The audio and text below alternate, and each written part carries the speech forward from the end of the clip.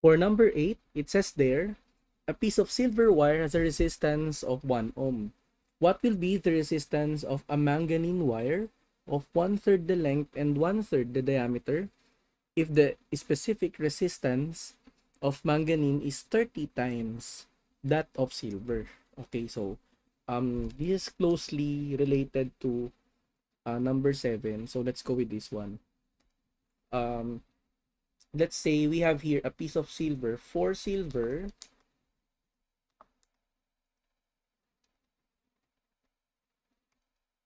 we have there R sub 1 is equal to uh, rho L over A. Rho 1 L1 over A1. Okay? And then for a manganese wire, that's R sub 2 is equal to rho sub 2 L sub 2 over A sub 2. Okay, the best way we can do for this part is to uh, solve them using ratio and proportion. So let's go with this one. We have R sub 2 over R sub 1. It's equal to rho sub 2 over rho sub 1. And then for the length, it's L sub 2 over L sub 1.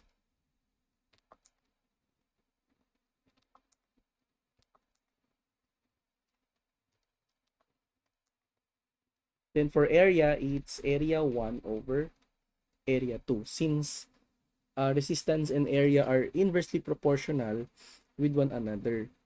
Now, since we are talking about diameter here, let's consider changing A to D itself, no? So let's say we have here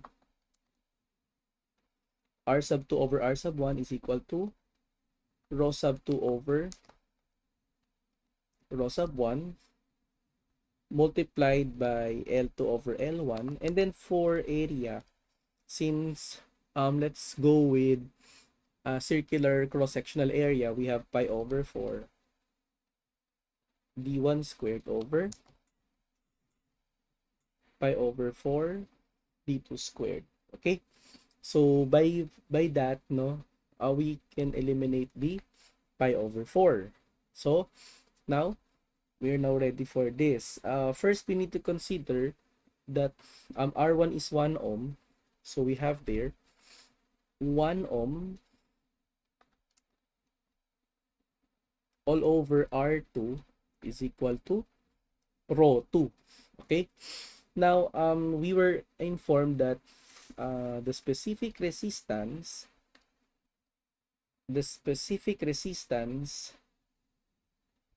of manganese is 30 times of that silver. So definitely that becomes meaning to say, from that statement we can get that rho 2 is equal to 30 rho 1.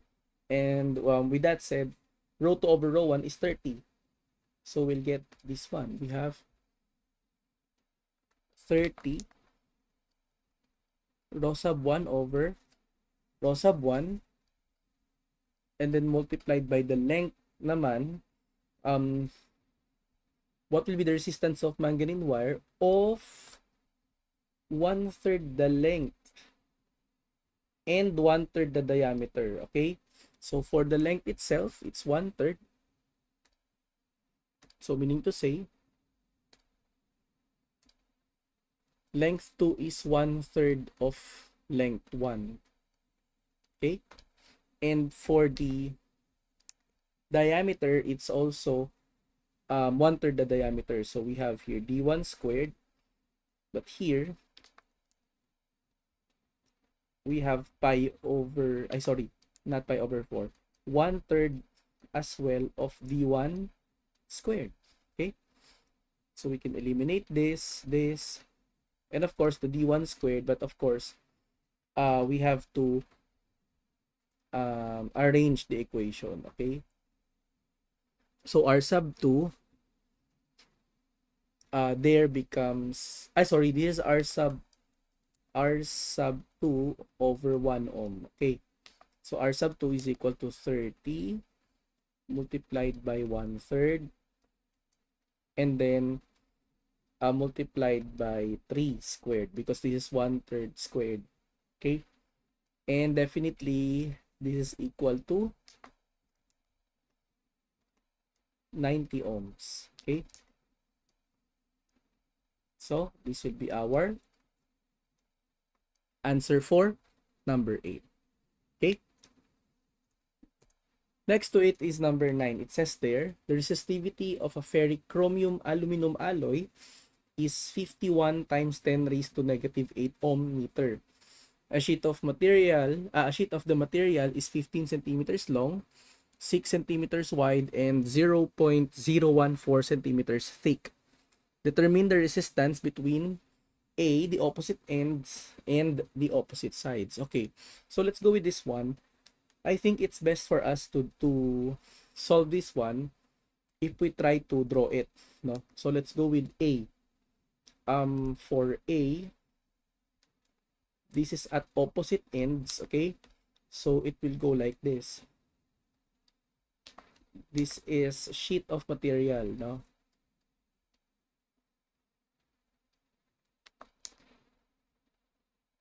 And this 6 centimeters, and the other one is 15, okay? But the thickness is really thin. It's a 0.014 centimeter only, okay? So the dimensions of this are 6 centimeters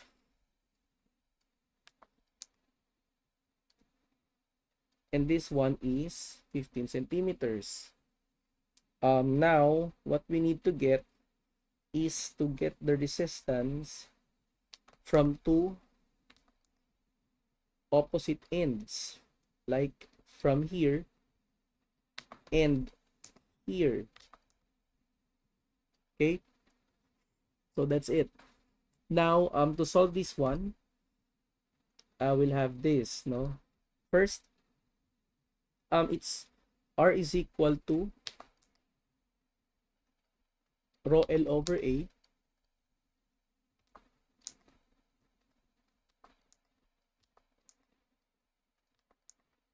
okay, and of course rho itself is equal to the resistivity itself with 51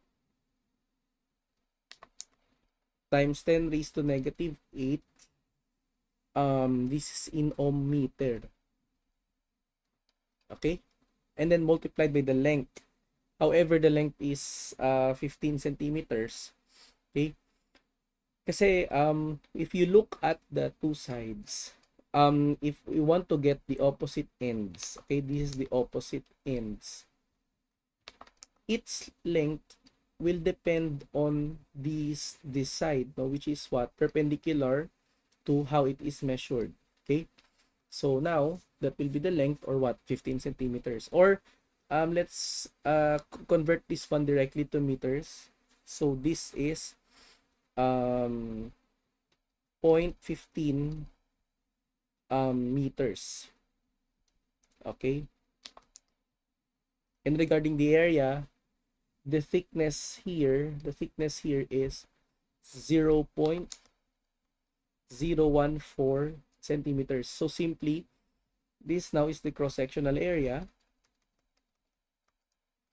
or definitely that is 0.06 meters multiplied by 0.00014 meters. Okay, so that will be your the way we're going to compute this one.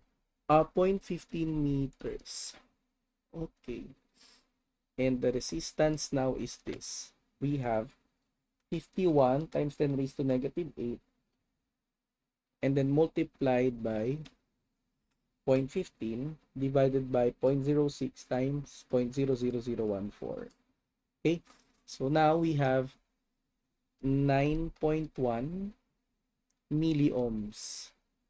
Okay, this is our answer for A. Okay, and then the next question is, how about if we take at opposite sides? So if we take it from opposite sides, let's redraw it again. Kasi we now have this one. If we take it from opposite side, let's do it like this. Example, this is your sheet of ferrichromium.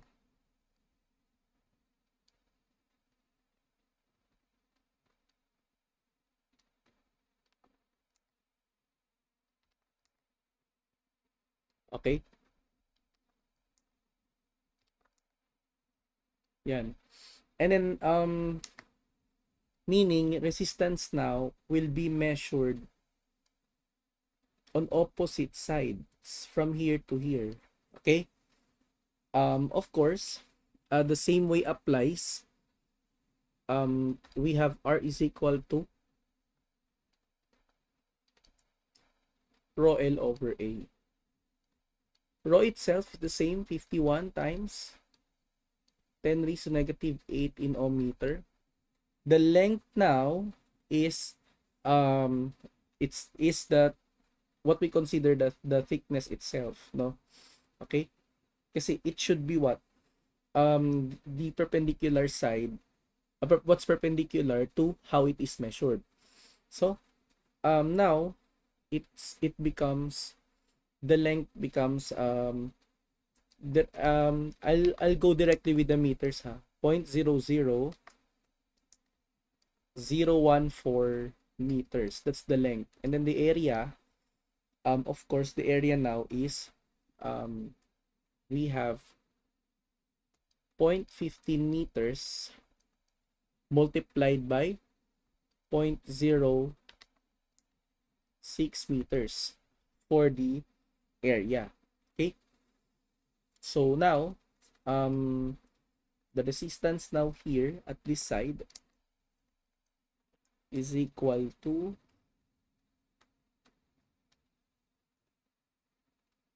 it's 0.00014 all over 0.15 times 0.06. So this is 7.93 in nano ohm, or times 10 raised to negative 9. And this will be your answer for number 9. The next one is this, number 10. The resistance of the wire used for telephone is 35 ohm per kilometer when the weight of the wire is 5 kilograms per kilometer. If the specific resistance is 1.95 times 10 raised to negative 8 ohm meter, what is the cross-sectional area of the wire? And we have another question here, that what will be the resistance of the loop to a subscriber 8 kilometer from the exchange if wire of the same material but weighing 20 kilogram per kilometer is used. Okay, so we can use simply the basic R is equal to rho L over A here. Okay, the rho itself, the first one is we're looking for the area. So we now have here 35 ohm per kilometer. Okay, so let's have this one as 35 ohms is equal to, what's the rho? Rho was 1.95 times 10 raised to negative 8 in ohm meters times the length of because if you consider 35 ohm per kilometer, let's use the basic unit of 35 ohm per kilometer itself. So let's use 1000 meters for this. Okay, and then all over the area. So that's the best way we can express it. Okay, Or if you're confused, you want to use the 35 ohm per kilometer, you can simply put it here, 35 ohm per 1000 meter, and then you don't have the L already because 35 ohm per kilometer is already your R over L. Okay, so now the area becomes 35 ohms all over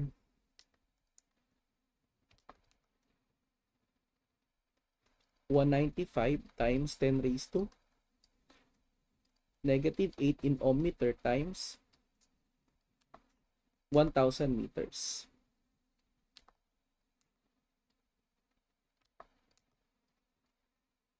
Okay, and therefore we have there 35 over 1.95 times 10 raised to negative 8 times 1000, which is 35 ohm, which is 35 over, oh, it's in on the other way around, sorry. It should be like this. 1.95 times 10 raised to negative 8. I'm sorry for that. Times 1000 meters all over 35 ohms. So we can eliminate this. Okay. And of course, it will be square meter. Yeah, that's the correct way, no? Okay. So now we have there the area for this is equal to let's make it like this. 0.557 times 10 raised to negative 6 in square meter. Okay? We're not expressing this one in micro for a particular reason that um we want to get this exact, no, not really the exact whole number, but the base unit as square meter. Okay, now what will be the resistance of the loop to a subscriber 8 kilometers from the exchange? Okay, so now if that's the case, then if wire of the same material but weighing 20 kilogram per kilometer will be used, since we are already given the we already found out the value of the area. What we can do is this. Since the weight of the wire is 5 kilogram per kilometer, so we can get it from there.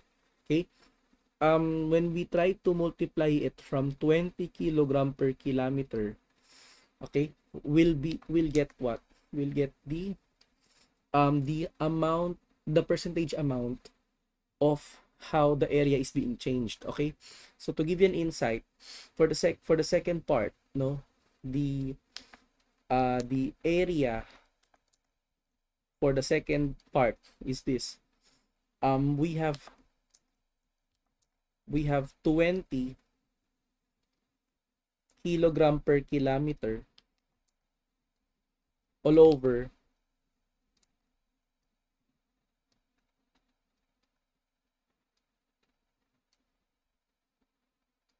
5 kilogram per kilometer. So this is 4, no, 4 times of the original, and then multiplied by the area itself, which is 0.557 times 10 raised to minus 6 square meter. Okay, and then after that, when that's the case, no, we'll get area 2 with this times 4 only, so we got 2.229 times 10 raised to minus 6 square meter. Okay, now going back to R is equal to rho L over A, the new resistance is this. It's the same row as 1.95 times 10 raised to minus 8 in ohm meter. And then the length now becomes, because ano no, what will be the resistance of a loop to a subscriber of 8 kilometer? Remember that in a loop, you have what? In a loop, you'll have two conductors here, no? So, if the subscriber is 8 kilometers, meaning to say you have to multiply 8 kilometers by 2. So that will be twice of 8,000 meters, okay? Divided by the area as 2.229 times 10 raised to minus 6 in square meter. And of course, that will be the resistance R. So we have 1.95 times 10 raised to minus 8 times 16,000 all over 2.229 times 10 raised to minus 6. Okay, the correct answer is 139 and 97 ohms. Okay, so in a nearest whole number, this is 140 ohms. Okay, so with that said, thank you very much for listening to our lecture. Okay, so for the next topic, tune in our next videos.